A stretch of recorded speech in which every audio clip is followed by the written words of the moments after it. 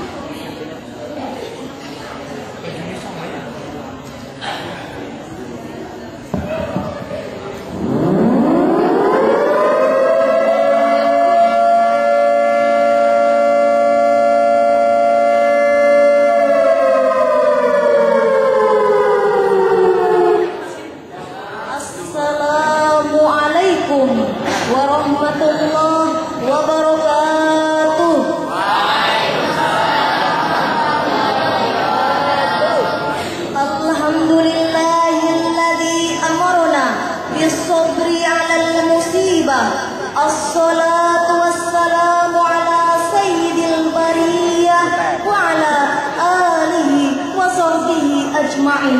Amma ba'd.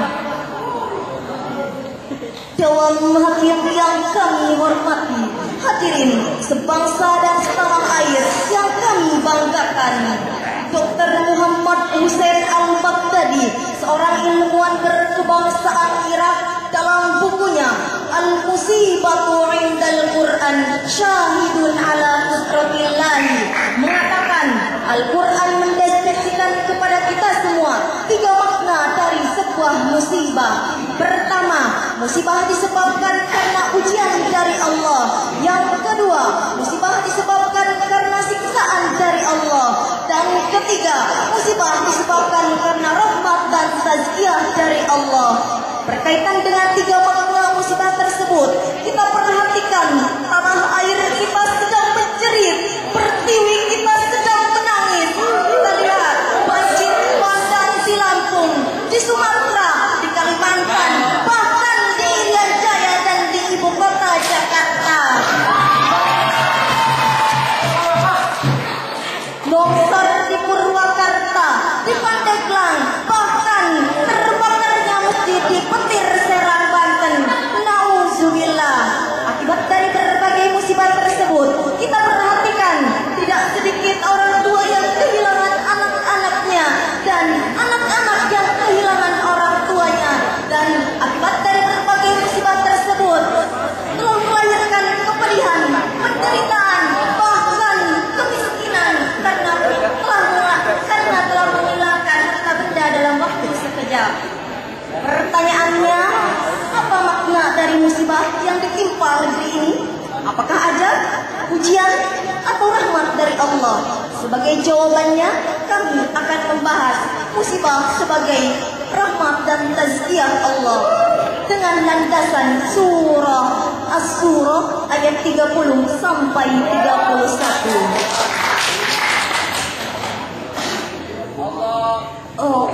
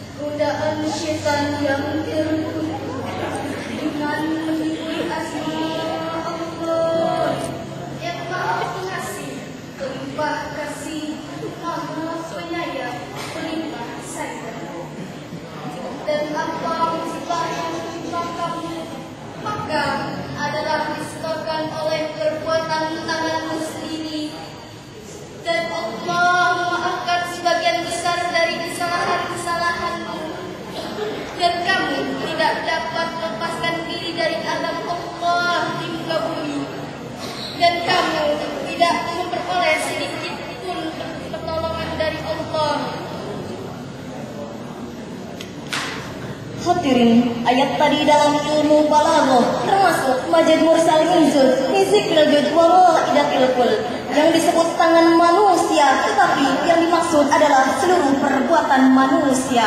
Hai manusia, seluruh musibah yang menimpa kamu itu disebabkan karena dosa-dosa yang kamu perbuat. Maka Allah menurunkan musibah sebagai penghapus dosa-dosa yang kamu perbuat, bukan sebagai siksaan, melainkan sebagai tazkiyah bagi kamu. Dengan demikian, bukan berarti setiap musibah adalah siksaan dari Allah, tetapi ada musibah sebagai rahmat dan penghapus dosa-dosa yang dilakukan manusia.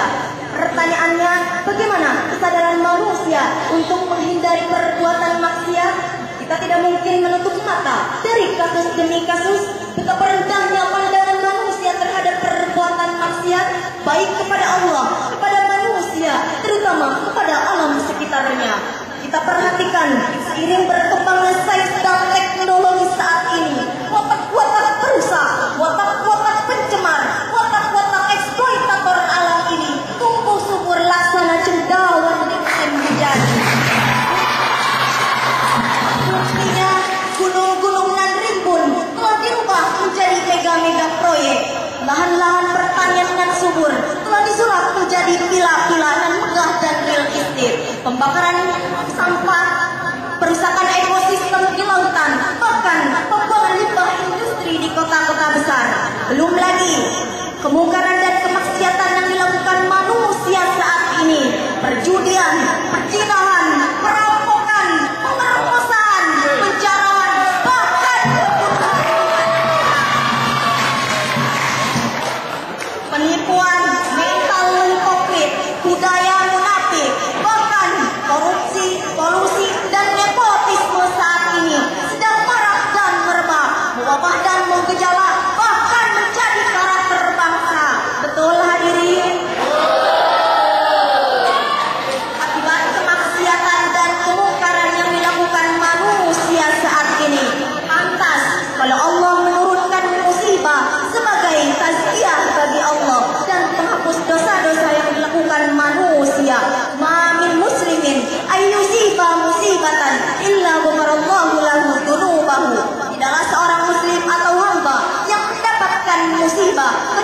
Allah akan menghapus dosa-dosanya. Pertanyaannya, bagaimana kesadaran manusia untuk mencegah dan menghindari musibah di negeri ini? Sebagai jawabannya, marilah kita renungkan firman Allah surah Al-A'raf ayat 96.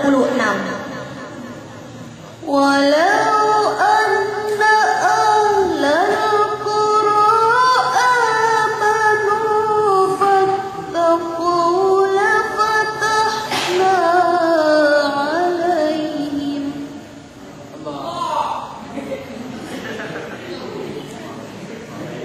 lafatahna alaihim barakatim minas samai wal ardh.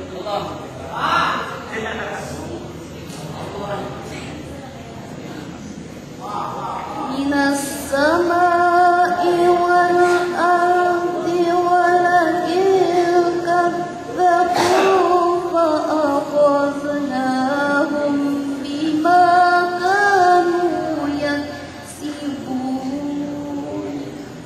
Shadaqallahul azim. Setidaknya penduduk negeri-negeri beriman dan bertakwa, pastilah kami berikan kepada mereka berkah dari langit dan bumi. Tetapi mereka mendustakan ayat-ayat kami, maka kami siksa mereka disebabkan perbuatannya. Maha benar Allah dengan segala firman-Nya.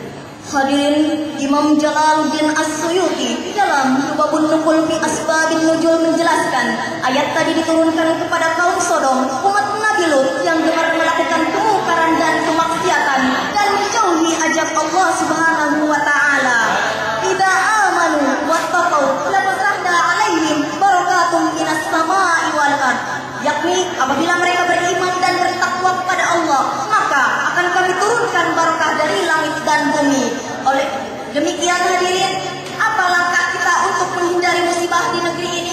Langkah pertama dan paling utama yang harus kita lakukan adalah marilah kita tingkatkan keimanan dan ketakwaan kita sebagai bentuk penjagaan baik dengan Allah, hablum minallah, sebagai realisasi ma'rifat ilahiyah. Dan yang kedua, dalam bentuk penjagaan baik dengan manusia sebagai realisasi ma'rifat insaniyah. Oleh karena itu, dalam Musyabaqah Syarhil Quran ini, kami mengajak saudara-saudaraku sebangsa dan setanah air, marilah kita tingkatkan keimanan dan ketakwaan kita, serta menghindari kemungkaran dan kemaksiatan. Marilah kita isi hati kita dengan iman, kita isi otak kita dengan ilmu pengetahuan, dan kita hiasi diri kita dengan akhlakul karimah. Bangsa-bangsa akan tegak berdiri apabila ditopang dengan akhlakul karimah. Sebaliknya, bangsa-bangsa akan jatuh tersungkur, rusak binasa apabila rusak akhlaknya. Demikian hadirin, uraian tadi dapat kami simpulkan. Pertama, saat ini negeri kita banyak sekali ditimpa berbagai musibah. Maka mudah-mudahan kita berharap musibah tersebut sebagai rahmat dari Allah. Dan yang kedua, untuk menghindari musibah yang selanjutnya, marilah kita tingkatkan keimanan dan ketakwaan kita. Dan yang ketiga, marilah kita berdoa untuk saudara-saudara kita yang tertimpa musibah. Mudah-mudahan Allah memberikan kesabaran dan ketakwaan. Dan bagi yang meninggal, mudah-mudahan dalam keadaan syahid. Amin, amin, ya rabbal alamin. Wassalam.